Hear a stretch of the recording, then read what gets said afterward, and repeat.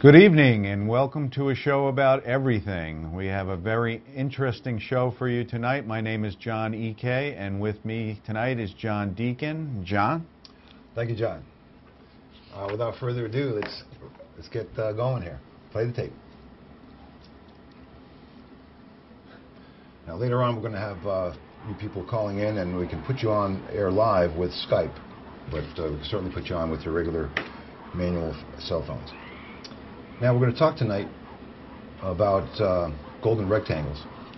Do we have the music on this? Behind me you're seeing Stanley Kubrick's 2001 Space Odyssey sequence showing the dawn of man, featuring our ancestors' introduction to the monolith and the concept of proportion, which in the case of a movie screen or any rectangle yields four major potential sweet spots for staging the scene. That is, dividing the picture plane at exactly 61.8% horizontally or vertically. I'm going to show you here in a second how Hollywood producers have been doing this for years, cropping the key scenes in just the right way. I thought this was interesting for our show tonight because it shows a synthesis of three primary ideas that we're going to touch upon. The monolith golden proportion, as represented by the golden rectangle. The harmonic division of the plane, that is the position of this monolith on this picture plane.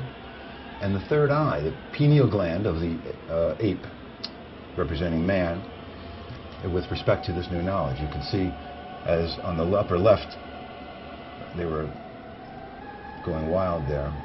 There he goes. Here goes our friend, right there. That's the key little spot. That's the sweet spot where you have horizontal and vertical harmony of the 61.8 proportion. When you have that, that is a sweet spot. And again, there's four of those on every rectangle. And of course, if infinite subdivisions based upon the same concept that we'll get to. That's from a famous film, right? That was a famous film, all right. That's Stanley Kubrick? Stanley Kubrick's 2001 Space Odyssey from 1968, as I recall. Cool. Right about the time Apollo 8 was up and about. Now, what is the golden proportion, you might ask? And what is its relevance to mankind? You might follow up. Also known as the golden ratio, excuse me, I have to read just a little bit here. The golden mean in phi, its manifestations are all around us. In nature, in our modern manufactured society, all natural growth is a manifestation of the DNA matrix. The DNA consists of a double helix of golden spirals. DNA can only operate and function because it adheres to that principle. Thus, all living things express the golden ratio in their own way. Nautilus shells, flowers, hurricanes, you've probably seen it on the web or other shows talking about important things like this. Galaxies, the trails of subatomic particles, even automobile design, the design of our currency.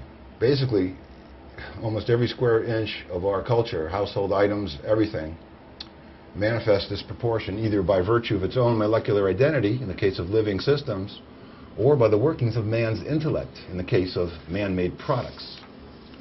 Now, but what exactly is it, you might follow up.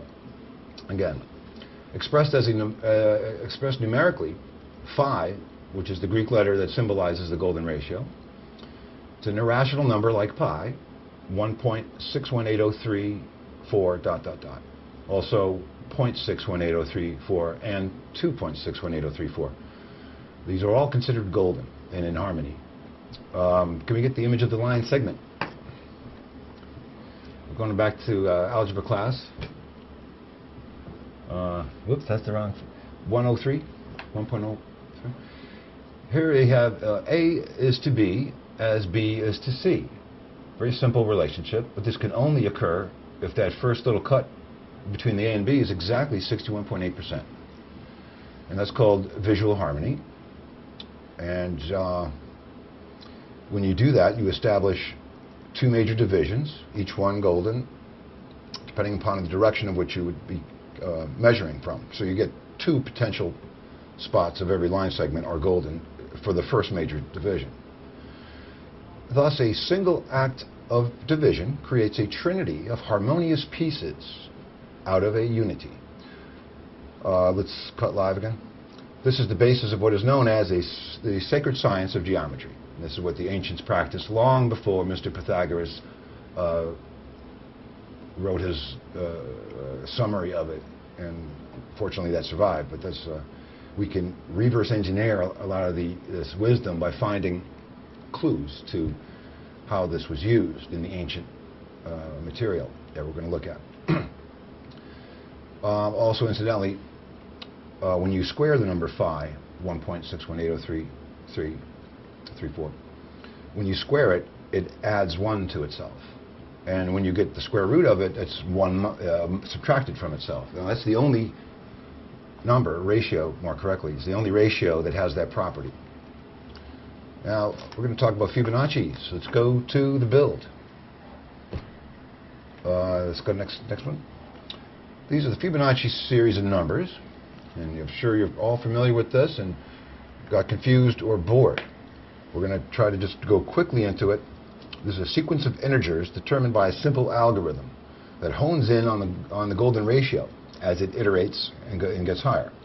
Like a musical scale, we can chart successive intervals of the Fibonacci series. Oh, I didn't tell you what it was. We're adding the first two numbers, 0 to 1, to get the third number, which is, can you disappear me? 1. See, then you get 1. So you add 1 and 1 together to get 2. You add 1 and 2 to get 3, 2 and 3 to get 5, 5 and 3 to get 8, all the way down. And let's take the next slide. You can see we're going to make an axis here, and we're going to plot the first interval, 0, 1. Next one. Next, please.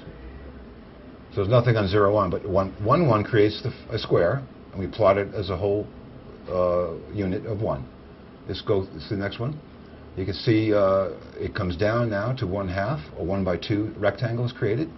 2, 3 creates a little more refined rectangle. The next one, please. You can see this our chart bouncing up. It seems to be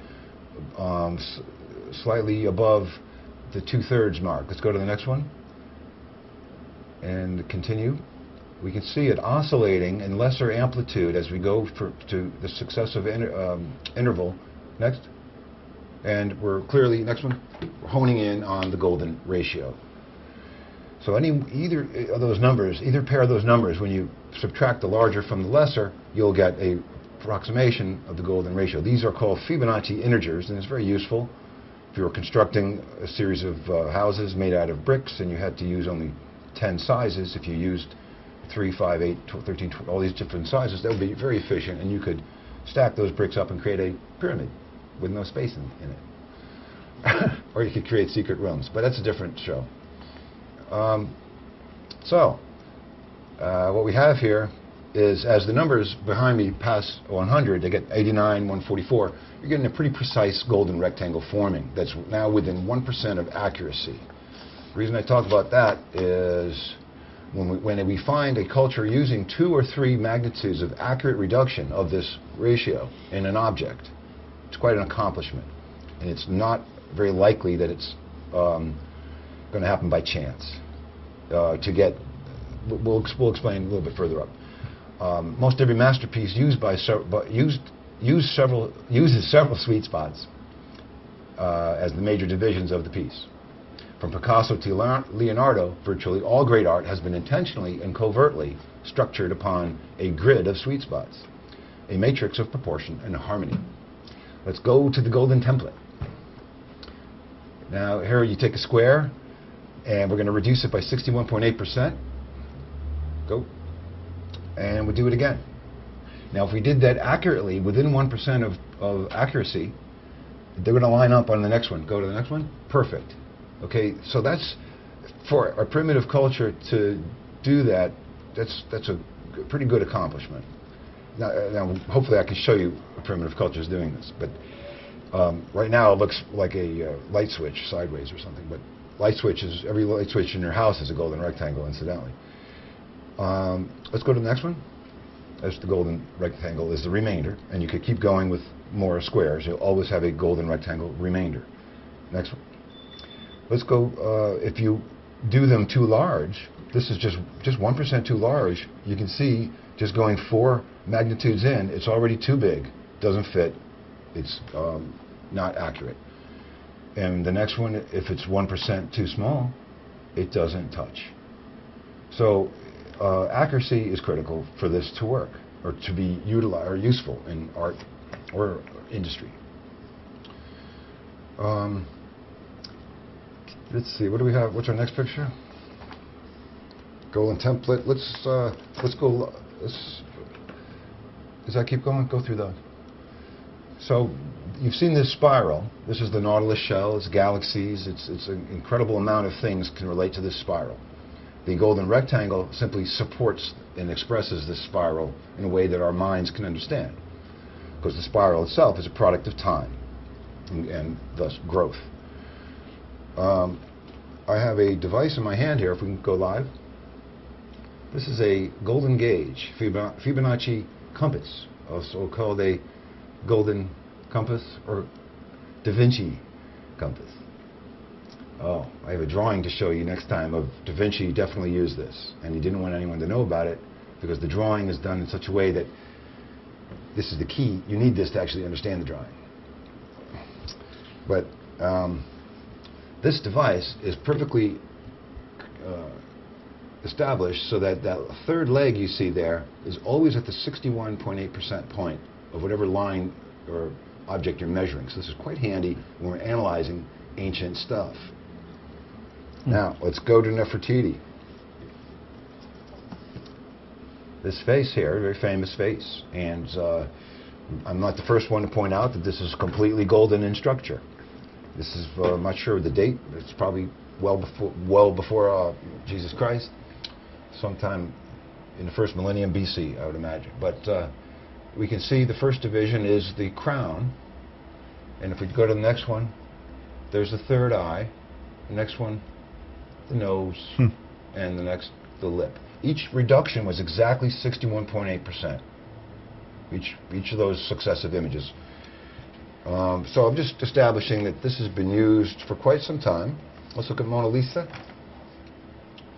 Here's a grid I created during my analysis of her. There's many grids you'll find on the web with all kinds of diagonal lines and circles, and you could go to town on this. Clearly, it's a geometric masterpiece, and people will always fuss over the cloudiness of his layers of wash in the back, or the or whether or not the model was actually male, not female. Yeah. or the mysterious smile that watches you. All these cliched things. It's like, come on, it's a mathematical composition.